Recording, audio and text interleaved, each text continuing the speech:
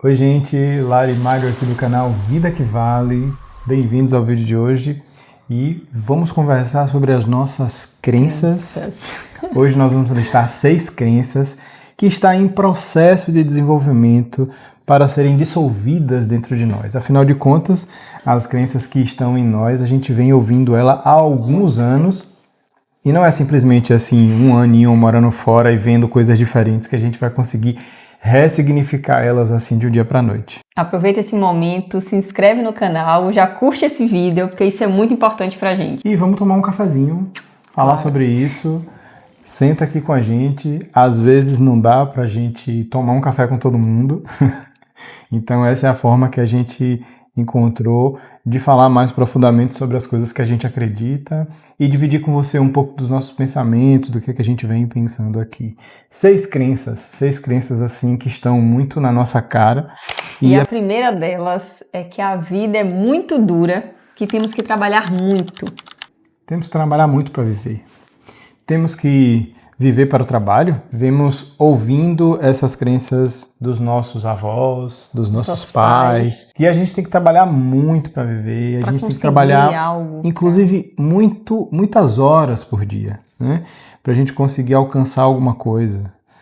No Brasil mesmo, a gente tinha pousada e aí sim a gente trabalhava muito. A gente trabalhava muito e em muitas horas, porque tem uma diferença aí, né? Às vezes você pode trabalhar muito em poucas horas, mas você pode trabalhar muito também em muitas horas. Muitas horas. E isso ocupar uma grande parte da vida, né?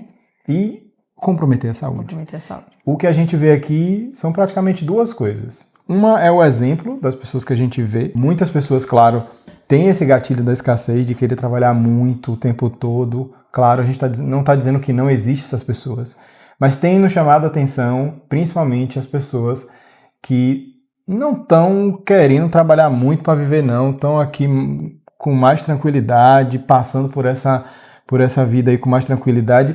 As pessoas que estão aqui, que já são aqui da Europa, já tem isso muito automático na cabeça delas. Mas para a gente acha que é um choque cultural, porque, meu Deus, mas será que eu não tenho que fazer mais? Será que... Não, as pessoas querem fazer aquele suficiente ali que já está recebendo seus clientes. Uma cafeteria, por exemplo, já está recebendo os clientes ali todos os dias, todo mundo já come lá, já está tudo certinho. Fazer uma divulgação para chamar mais clientes? Não quero não, pelo amor de Deus, não quero não. Isso envolve muito mais trabalho, né? Novas contratações, talvez muito mais horas, inclusive. Mais horas, talvez expandir esse negócio. Enfim, isso é só um exemplo, né? Mais mas trabalho. Que pra gente, de fato, foi um choque de realidade. Isso da gente ter observado inicialmente o comportamento do comércio. Exemplo, a loja fecha às 5 horas. Se você chega faltando 1 minuto pro fechamento, é tipo, tá, ainda tô no tempo. Mas eles avisam, você pode voltar amanhã que a gente vai te atender. Porque eles respeitam muito esse tempo dos funcionários. Não é que, tipo, o cliente é que manda, que vai chegar, que vai comprar. Não. Eles já têm ali um compromisso de encontrar a família após aquele horário de trabalho, de encontrar os amigos. Priorizam, né, essa questão assim, do tempo de qualidade. Olham muito para essa questão da qualidade de vida. E isso foi... assustador. E uma outra coisa também que acontece com a gente é que no Brasil a gente tinha que trabalhar muito para poder conseguir juntar dinheiro no final do mês. E mesmo assim a gente não conseguia. E aqui a gente vê que trabalhando meio período, ganhando o mínimo, a gente já consegue, por exemplo, em casal, terminar o mês e ter uma grana ali sobrando para a gente poder juntar, fazer uma poupança, entender se a gente quer viajar, se a gente quer fazer alguma outra coisa. Então a gente também vê que vai trabalhar meio turno no Brasil, numa atividade assim comum da primeira camada de trabalho, por exemplo, num mercado talvez, ou num café, e ver se você vai ganhar o suficiente para poder juntar dinheiro, morar sozinho, pagar as contas, viajar. Não vai conseguir. Então não estou dizendo que o seu trabalho não é duro, você que está aqui na Irlanda e está trabalhando meio turno, não estou dizendo que o seu trabalho não é duro, só estou te dizendo que dentro dessa realidade, olhando para essa realidade de forma madura, quando a gente compara o que a gente está acostumado a ver no Brasil, o que a gente está acostumado a ver no interior de onde a gente vem, é que tem que trabalhar muito para ter o dinheiro e a gente cada vez mais vem se conectando com essas outras formas de viver, que é mais qualidade de vida, mais tranquilidade. E isso porque a gente está na primeira camada do trabalho. Imagina quando a gente entrar em outras camadas, começar a sair do mínimo para ir para outros tipos de trabalho que pagam muito mais do que o mínimo, né? Eu acho que essa crença ainda vai ser reforçada. Ela ainda está em nós, mas a cada dia que isso... A gente vai vivenciando, né, essa experiência. A cada dia que a gente vivencia, a gente está atento a olhar para isso com maturidade. A segunda crença que a gente tem, que está muito enraizada, é que só é possível a gente fazer grandes compras, comprar coisas que são importantes para nós e que têm um custo mais alto por meio de um tipo de financiamento. E aí, na maioria das vezes, a gente usa o cartão de crédito para isso. E aqui, veja bem, é claro, né? É claro que você vai precisar trabalhar mais no Brasil, porque por causa do salário, obviamente, e também por causa da carga tributária. Aqui, eles não pensam em financiar tudo. Não está na cabeça deles que eu vou ali no mercado e aí eu vou fazer a compra do mês inteiro e eu vou dividir em 3 vezes a compra do mês inteiro. Não está na cabeça deles de eu vou comprar uma geladeira, eu vou dividir em 10 vezes essa geladeira porque o meu dinheiro não é suficiente para pagar ela, eu não tenho dinheiro na conta hoje, porque eu também já estou pagando algumas dívidas de umas outras decisões que eu tomei anteriormente que vem na fatura... Não tem isso. O que vem sendo desmistificado na nossa cabeça é que é possível você acessar certas coisas, é possível você acessar certos serviços, inclusive, sem precisar dividir no cartão de crédito, sem precisar necessariamente você se endividar os seus próximos salários para isso. Ou você se organiza, fica calmo, respira fundo, vai dar tudo certo e compra com o dinheiro que você tem, né, que você tem em mãos. Que organizou, né, de forma prévia. Ou você já se organizou previamente e para comprar aquele processo. Eles não financiam nem carro, minha gente. Não estou dizendo todo mundo, tá? Mas estou falando assim, o comportamento no geral do que a gente já ouviu deles é que financiar carro. Mas por quê? Você não se organizou? Você não pensou nisso antes? Mas por que você precisa financiar o carro? Tá, tudo bem.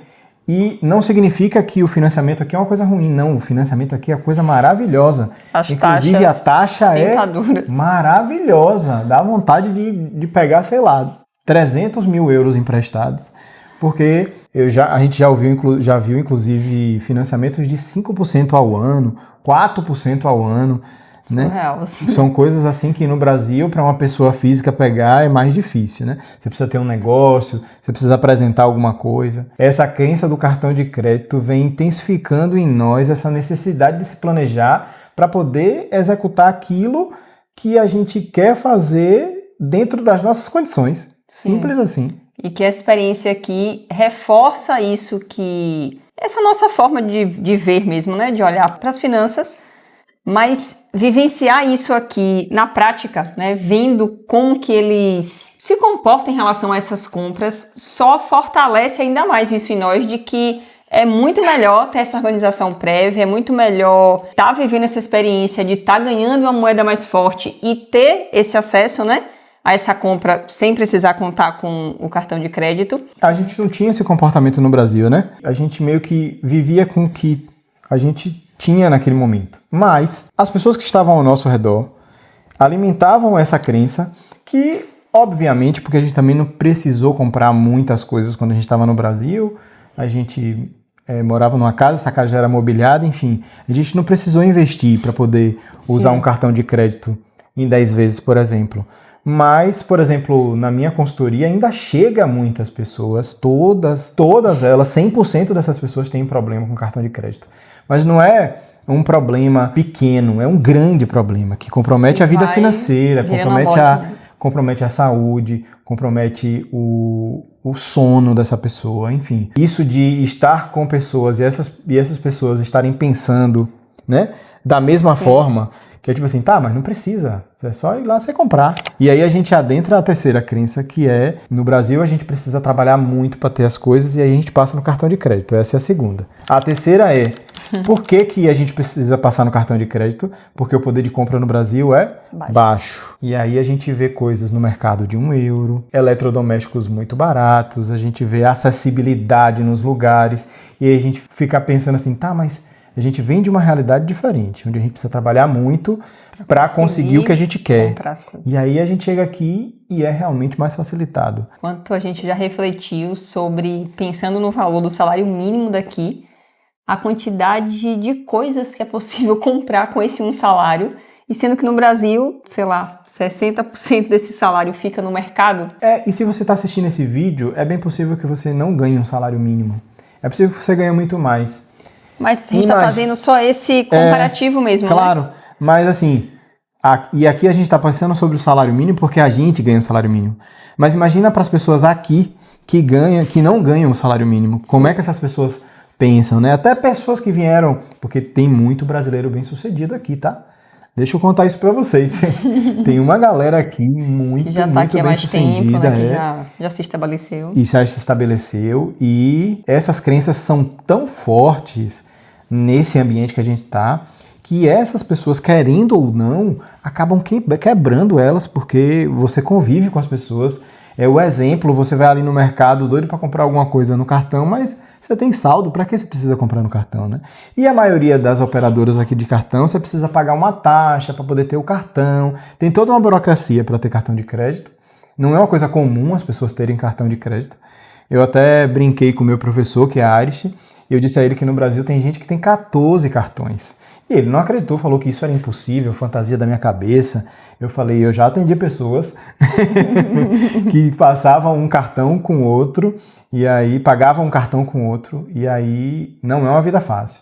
Então esse poder de compra gera também essa facilidade de você ter as coisas, né? Contudo, esse poder de compra traz a nossa quarta crença, que é a gente precisa, quando a gente estava no Brasil, principalmente, a gente precisava o tempo todo pensar na reciclagem, como é que a gente ia reutilizar aquela coisa e tal, e não sei o que, onde é que a gente ia descartar. A separação certinha, até lixo. Chegar o dia de levar para a cooperativa que a gente levava. Exatamente. Para a gente era um espaço mental que a gente precisava não só fazer em casa, explicar para os hóspedes e familiares que funcionava assim na nossa casa, mas também dar destino a essas coisas que, tem um potinho de vidro de uma geleia. Vamos fazer uma outra geleia e reutilizar esse potinho de vidro. Era um pensamento e uma crença de que a gente precisa fazer alguma coisa para ajudar esse destino dessa coisa, porque não existe jogar fora, né? Tá tudo dentro do planeta, tudo que você consome aqui fica aqui. A gente não joga o lixo lá na atmosfera. Lá na atmosfera nem em outro planeta. O lixo continua no planeta Terra. Então não tem isso, vou jogar isso aqui fora. Fora de onde? Então isso era um espaço mental na nossa cabeça. Contudo, hoje, por mais que exista aí muitas pessoas que trazem um discurso diferente, claro, que existe também uma regulamentação a ser estudada dessas coisas dos resíduos, do direcionamento dos resíduos. As empresas aqui, como o poder de compra é muito fácil, o descarte também é muito fácil. Consertar as coisas aqui é uma coisa que nem todo mundo faz. Por quê? Porque um eletrodoméstico é muito barato. Por que você vai consertar? Você vai ali e compra outro e descarta aquilo. O valor que você vai pagar para fazer uma manutenção, para levar em um local que faz um conserto, a maioria das vezes não compensa. Não compensa. Comprar uma peça nova daquela peça que quebrou, enfim. E no geral mesmo, né? Brinquedos, algum utensílio de decoração, se quebrou, a pessoa não vai pensar como que eu posso reinventar isso daqui, dar uma outra utilidade. Uma outra roupagem, usar de forma diferente. É o que a gente pensava. E hoje as empresas estão preparadas para isso, para poder fazer essas coletas, inclusive em casa. Inclusive aqui existe uma taxa que você paga para a pessoa vir pegar seu lixo em casa. Então isso é muito importante. E se você não separar vidro com vidro, orgânico com orgânico, reciclável com reciclável, se você não separar direitinho, você ainda paga uma taxa, uma multa. Por isso. Então, já existem lixeiras adequadas. Você vai alugar uma casa. A primeira coisa que você tem que fazer é comprar as lixeiras. Contratar essa empresa, né? Que vai fazer esse serviço de coleta. Pode ser uma ou às vezes são mais, né? Você precisa pagar um valor para essa empresa passar e pegar o seu lixo. Olha que legal. E na prática, assim, a gente vê, né, que tem um dia certo do caminhão que coleta somente vidro passar.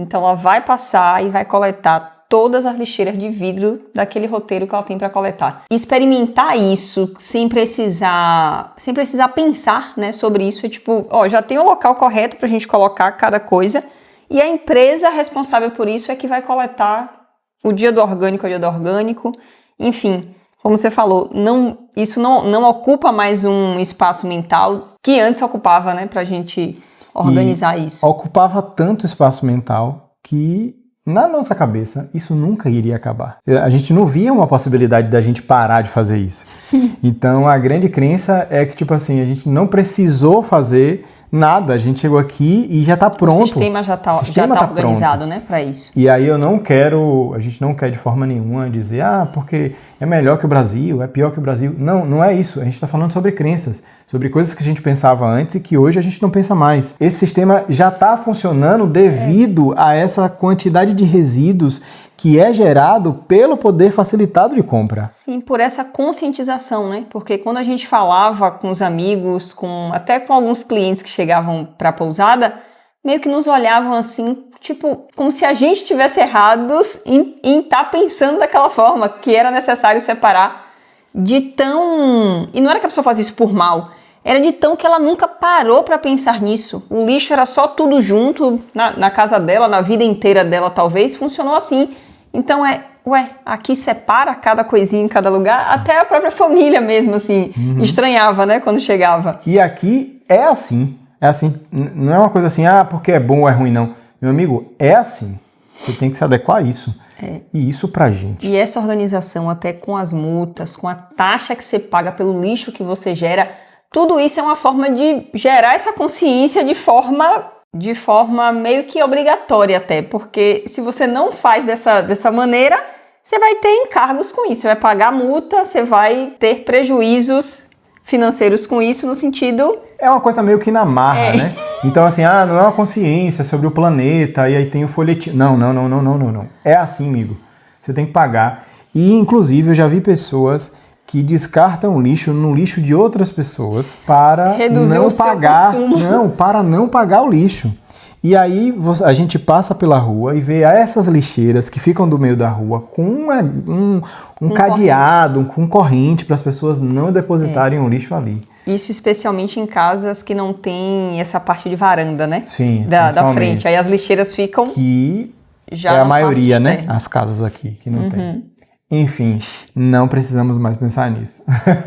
E vamos para a quinta crença, que é sobre moradia. Só se mora na Irlanda de forma desconfortável, compartilhando casa.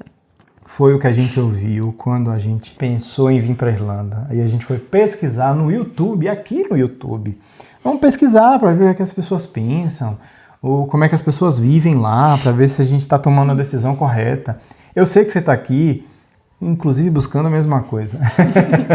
E o que a gente viu foram pessoas falando horrores da Irlanda.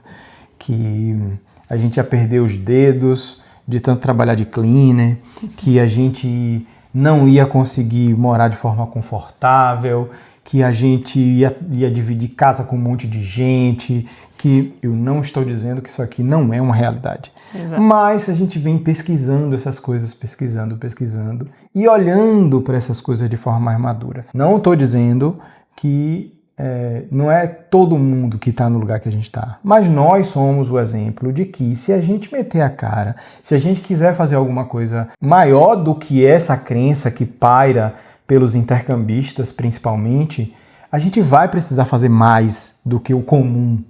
A gente vai precisar se esforçar mais, a gente vai precisar se arriscar mais, não tem jeito.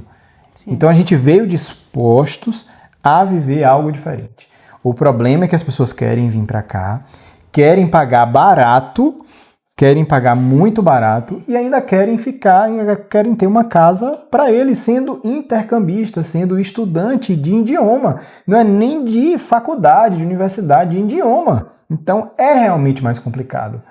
Mas se você ficar dentro dessa crença de que não, realmente, isso aí é a única forma de morar. A gente acessou, né, essas informações, mas a gente saiu do Brasil pensando, não, vamos já começar a pesquisar caminhos para que chegando lá a gente consiga se desafiar em busca, se experimentar, aí até esses locais onde é possível a gente conseguir essa moradia, né, de forma individual, nós dois. Porque acho que especialmente pensando em casal, né, é mais delicado, assim, a privacidade, pessoas que são casadas, tipo, opa, eu já morava, né, assim, a gente morava em nossa casa, e aí agora eu vou dividir casa, né, com várias pessoas. Enfim, mas a gente está trazendo isso daqui só para fortalecer que é possível. E que também, não necessariamente o casal ou a pessoa que está dividindo casa está desconfortável. Talvez seja uma criação só da nossa cabeça, só da cabeça da gente que está acostumado a viver, né, individualmente. Talvez essa pessoa se acostume a viver com outras pessoas. A gente tem colegas que moram muito bem com outro casal, por exemplo. Sim. Dividem a casa com outro casal e trabalham o dia inteiro e nem vê a cara um do outro. Sim. Claro que é incômodo você dividir o mesmo espaço, mas aqui as casas têm uma estrutura completamente diferente. Inclusive elas foram meio que moldadas a esse novo estilo, né? Sim. E à medida que o tempo vai passando, à medida que você vai melhorando de emprego, melhorando o seu inglês, você vai vendo que existem casas mais confortáveis, que você pode morar sozinho, que essas casas ainda são mais baratas do que um quarto. Nós conhecemos e já vimos pessoas morando e escolhendo casas mais baratas do que quartos. Por incrível que pareça. Por quê? Porque a pessoa tem renda suficiente para dizer, comprovada, né? Para comprovar que tem condições para pagar aquela casa. E se você está temporariamente no país e não tem um emprego fixo, um contrato de trabalho longo, você vai precisar pagar mais caro em alguns serviços porque você está temporário. Mas assim que a gente se estabiliza, assim que você consegue acessar outras camadas de emprego novamente, a gente consegue. A gente conhece muitas pessoas que moram muito confortável e pagam, assim, absurdamente mais baratos. Absurdamente mais barato que a gente.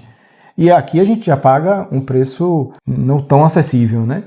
Para ter esse conforto.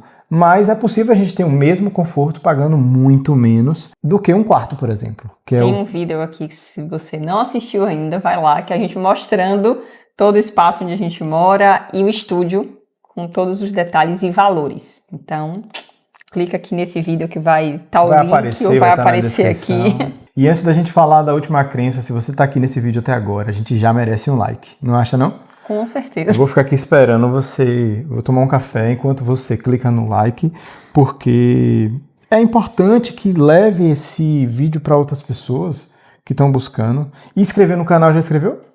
Já que eu pedi lá no início. Ah, né? Quando o Lari pede, você se inscreve, né? Pois trate de se inscrever no canal, porque você está pensando que a gente demora pouco tempo para fazer esses vídeos? Não.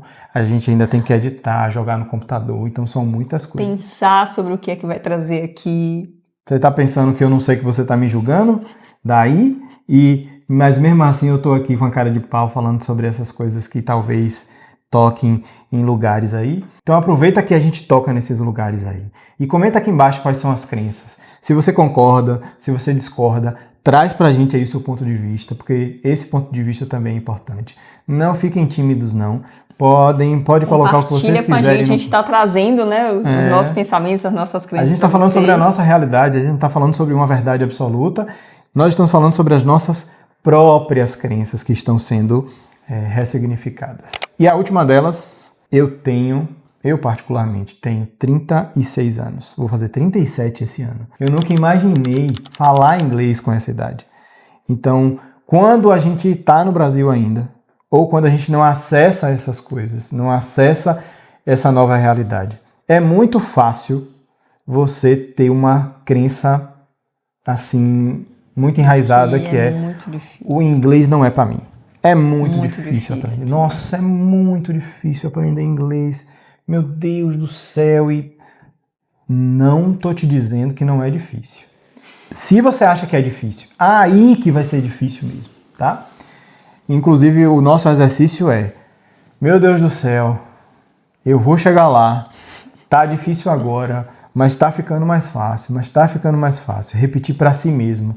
Porque, de fato, o aprendizado, a curva de aprendizado vai depender. Vai depender da sua idade, vai depender da sua disposição. De experiências anteriores, o acesso que você já teve ou não ali anteriormente. Se você está aberto ou não para aprender, se você quer ou não se expor, se você tem ou não vergonha de falhar, tudo isso depende. Mas isso vai ficar para um outro vídeo que a gente vai falar só sobre como está sendo o aprendizado de inglês. Processo de aprendizado. E se você está aqui e está vendo esse vídeo um pouco depois, talvez a gente já tenha gravado esse vídeo. E esse vídeo vai aparecer aqui na minha cara nesse momento. E aí você clica lá e vê como é que está sendo o nosso aprendizado. Como foi que a gente chegou, como é que a gente está agora, o que é que a gente acha disso. Ótimo. Fechou? Eu acho que dá um excelente vídeo e muitas pessoas já perguntaram, né? Como é que tá sendo. Como é que tá sendo? Um beijo, até lá. Até mais.